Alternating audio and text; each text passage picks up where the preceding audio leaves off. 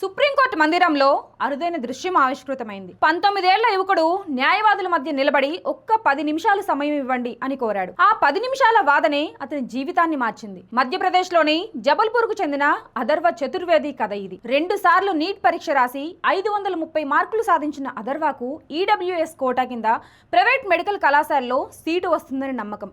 కానీ రాష్ట్రంలో ఆ కోటాను అమలు చేయకపోవడంతో అతనికి అడ్మిషన్ దక్కలేదు. అన్యాయం జరుగుతుందని భావించిన అతడు స్వయంగా ప్రత్యేక అనుమతి పిటిషన్ దాఖలు చేశాడు. విచారణ సందర్భంగా ప్రధాన న్యాయమూర్తి జస్టిస్ సూర్యకాంత్ ముందుకు వచ్చి తన వాదనలు స్వయంగా వినిపించాడు. విద్యార్థి ఆవేదనను పరిగణలోకి తీసుకున్న సుప్రీంకోర్టు విధానపరమైన లోపాల కారణంగా అతని చదువుకు ఆటంకం కలగకూడదని స్పష్టం చేసింది. 2025-26 విద్యా సంవత్సరంలో ప్రవేశం ఇవ్వాలని నేషనల్ మెడికల్ కమిషన్ మధ్యప్రదేశ్ ప్రభుత్వానికి ఆదేశాలు జారీ చేసింది. ధైర్యంగా నిలబడి న్యాయం కోసం పోరాడితే విజయం సాధ్యమేనని అథర్వ నిరూపించాడు. అతని కథ ఇప్పుడు వేలాది విద్యార్థులకు స్ఫూర్తిగా మారుతోంది.